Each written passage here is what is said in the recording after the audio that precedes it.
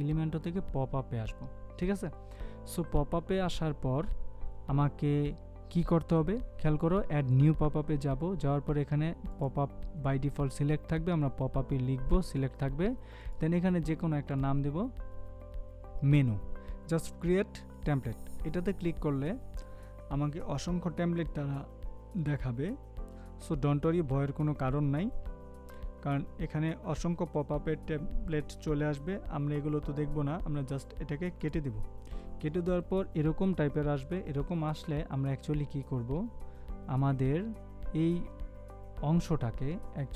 অংশটাকে এখানে প্লাসে ক্লিক করব, প্লাসে ক্লিক করলে এখানে ঠিক এরকম একটা সেকশন হবে, এই সেকশন থেকে আমরা রুবিক্স কিউবে ক্লিক করে এটাকে আমরা অ্যাকচুয়ালি কি করে দেব বলো তো, এটাকে দেখো মিনিমাম হাইটটাকে আমি মিনিমাম হাইট করে দিব, এবং এটাকে তোমার ভার্টিক্যাল অ্যালাইনমেন্টে আমি দেখো ভার্টিক্যাল অ্যালাইনমেন্টে এরকম দিয়ে দেব 100%, ওকে।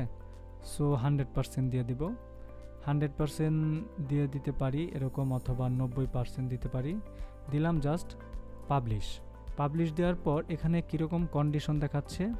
সো কন্ডিশনটা অ্যাকচুয়ালি আমরা এরকম দেখাবো না, কারণ কন্ডিশনে why to want to display as you template. So আমরা এটাকে কন্টিনিউ বা যেভাবে থাকুক সেভাবে দেখাইতে পারি, অথবা ট্রিগারে ক্লিক করব, এখানে দেখো ট্রিগারে যাব, বা ট্রিগারে যাওয়ার পর অন ক্লিকে ক্লিক করব, অন ক্লিক 1 থাকবে, 1ই থাকবে, জাস্ট নেক্সটে যাব, নেক্সট থেকে সেভ বা যেটা সেটা আমরা সব কিছুতেই রাখবো যেখানে খুশি, ব্যাপার না, এখানে আর কিছুই করব না আপাতত, দেন সেভ চেঞ্জ দেব, ওকে, ডান হয়ে গেল। এখন আমরা এই প্লাসে ক্লিক করে আমরা ন্যাব মেনুগুলো নিয়ে আসবো, ওকে। সো ন্যাব মেনুটা নিয়ে আসবো, এখানে ওয়ার্ডপ্রেসের ন্যাব মেনু নিয়ে আসলাম, ন্যাব মেনু নিয়ে আসার পর এটা তো মূলত এই টাইপের আছে, তাই না। সো ন্যাব মেনুগুলো এইভাবে যদি থাকে এখানে, জাস্ট আমরা যে কাজটা করব অ্যাকচুয়ালি আমাদের এই ন্যাব মেনুটাকে আমরা হরিজেন্টাল থেকে দেখো ভার্টিক্যাল করে দেব এরকম, এবং এটাকে লেফটেও দিতে পারি, রাইটেও দিতে পারি, কোনো ব্যাপার না, ওকে। সো আমরা লেফটে দিলাম, এবং এগুলোর কালারগুলোকে আমরা চেঞ্জ করে দিতে পারি। এখানে দেখো হোভার করলে ব্যাকগ্রাউন্ডের কি জানি আসে, আমরা এগুলোকে চেঞ্জ করে দেব।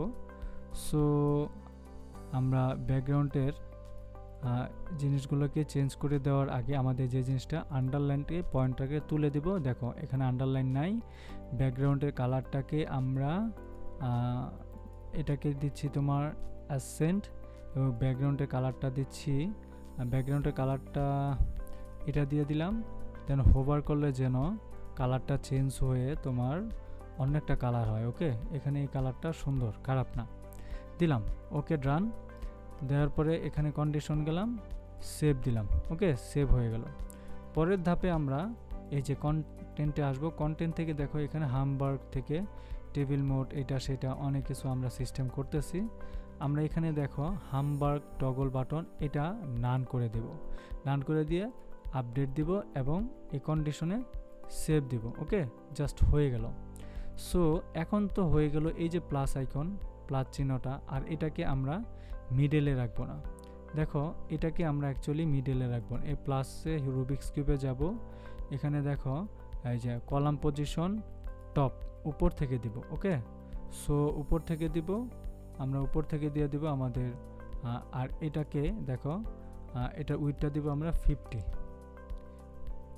ওরে বাবা 50 দিচ্ছি, এটার উইডটা দিচ্ছি আমরা কলাম, এখানে তো একটা কলামই, সো এখানে দুইটা কলাম আমরা নিতে পারি, ব্যাপার না, একটা কলাম নিলাম, সেভ অ্যান্ড এক্সিট, ওকে, ডান, এতটুকু আসলো।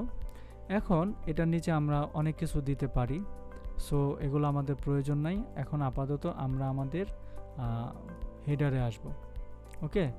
হেডারে আসার পর আমরা এখানে দেখতেই পাচ্ছি আমাদের হেডারটা আছে, সো ডোন্ট ওয়ারি, ব্যাপার না, আমরা আমাদের হেডারটা যেহেতু দেখতে পাচ্ছি, হেডারের পাশে একটা তোমার কি বলে আমরা একটা কলাম নিব, ওকে।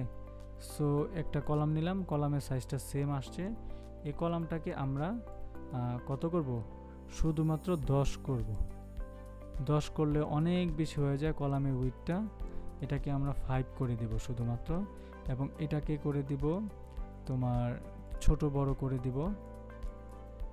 দেখো এটা করে দিলাম এবং ওইখানে দেখো ওইখানে ন্যাব মেনু আসছে, ওইখানে ন্যাব মেনু আসলে তো হবে না, তাই না? এইখানে আমরা দেখো এখানে 5 দিলাম, তারপর এটাকে আপডেট দিয়ে একটু যদি রিলোড দেই তাহলে আমরা দেখব এখানে কিছুই নাই, ফাঁকা একটা ঘর এখানে আছে। মোটামুটি এইভাবেই আছে আমাদের ফাংশনটা। ওকে, এইখানে প্লাস আইকনে আমরা একটা আইকন নিয়ে আসব। সো আইকনে যাব, আইকনে ক্লিক করলাম, আইকনটা রাখলাম, আইকনটাকে চেঞ্জ করে আমরা দিতে পারি বার দিব। বার দিলে এই টাইপের একটা বার দিলাম, তারপরে ইনসার্টে দিলাম। ইনসার্টে দেওয়ার পর আমি এটার সাইজটাকে একটু ছোট করব,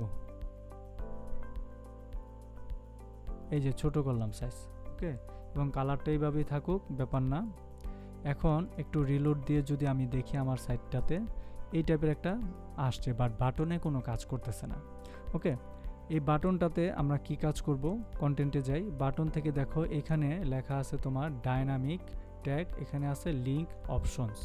আমরা ডাইনামিক ট্যাগটাকে সিলেক্ট করব। সিলেক্ট করার পর এখানে দেখো নিচে এসে দেখবো আমরা অ্যাকশন থেকে তোমার এখানে আছে পপআপটাকে ধরবো।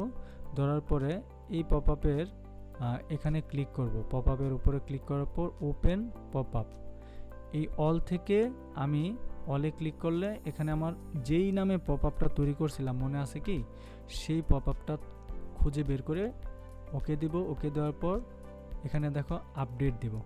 আপডেট দেওয়ার পর ওয়েবসাইটটাকে রিলোড দিব। আমি রিলোড দিলে এখানে জাস্ট ক্লিক করব, ওয়াও ডান, এরকম আসছে না? আমরা কিন্তু দেখতে পাচ্ছি এরকমটা হয়েছে। এখানে ক্লিক করলে চলে যাচ্ছে, ঠিক আছে?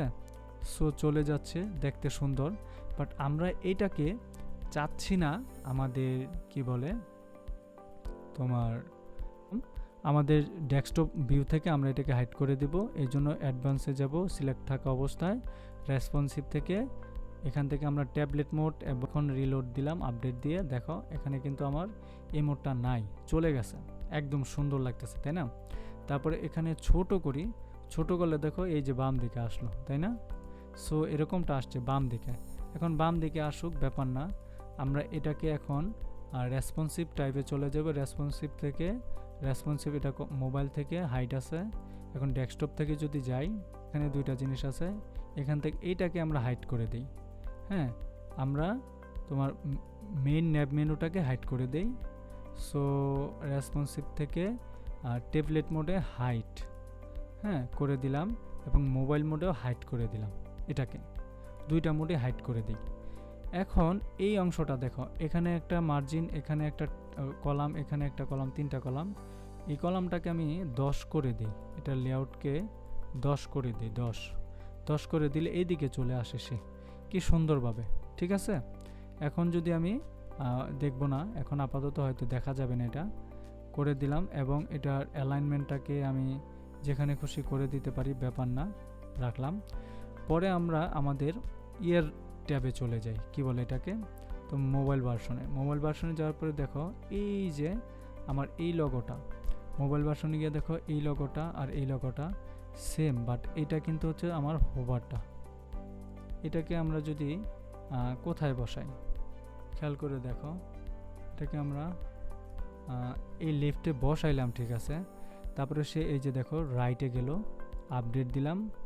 এখন যদি আমি একটু রিলোড দিই তাহলে দেখো সে এখন ঠিক আছে। ওকে, এখন ঠিক আছে।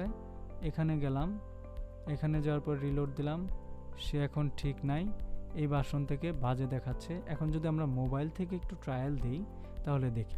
সমস্যাটা হচ্ছে আমি এই ভার্সনটাকে এখানে এসে ট্যাবলেট মোড থেকে হাইড করে দিব, তাহলে এখন ঠিক আছে। কিন্তু পপআপে যদি একটা ঝামেলা করে, আমার এই পপআপটাতে দেখো, পপআপের ঝামেলাটা হচ্ছে আমি যখন এটাতে ক্রস দেই এটা নিচে না আসে। হ্যাঁ, সো এটাকে আমরা একটু নিচে নামায় দিতে পারি। এই জন্য আমরা প্যাডিংটাকে পার্সেন্টেজ করে এটাতে দিব, দেন নিচে নামাই দিই।